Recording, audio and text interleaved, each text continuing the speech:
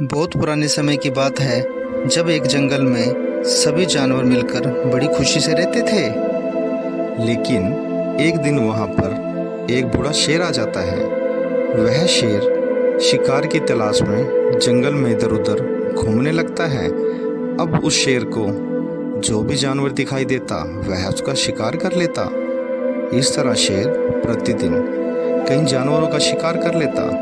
इस बात को लेकर सभी जानवर बड़े चिंतित हो जाते हैं कि अगर शेर प्रतिदिन इतने जानवरों का शिकार करेगा तो जंगल से जानवर धीरे धीरे खत्म हो जाएंगे।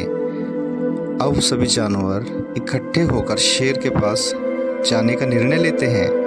वह शेर के पास जाते हैं और शेर से विनती करते हैं कि हे शेर राजा, आप प्रतिदिन इतने जानवरों का शिकार ना करें।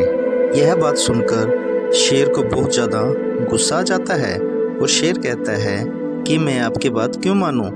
तब जानवर शेर से विनती करते हैं और कहते हैं कि हे शेर राजा, आप बूढ़े हो चुके हो।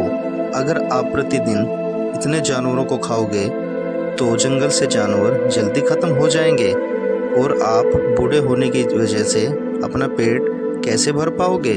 तब शेर उनकी बात मान जाता है। अब सभी जानवर मिलकर प्रतिदिन एक जानवर को शेर के पास भेज देते ताकि शेर उसका शिकार करके अपनी भूख मिटा सके।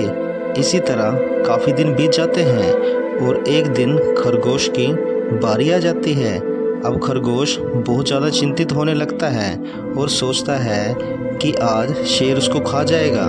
अब शेर से कैसे अपनी जान बचाई जाए। अब खरगोश जानबूझकर बहुत देरी कर देता है और शेर के पास बहुत लेट पहुंचता है। यह देखकर शेर को बहुत ज़्यादा गुस्सा आ जाता है और वह खरगोश से पूछता है कि तुमने मेरे पास आने में इतनी देरी क्यों कर दी।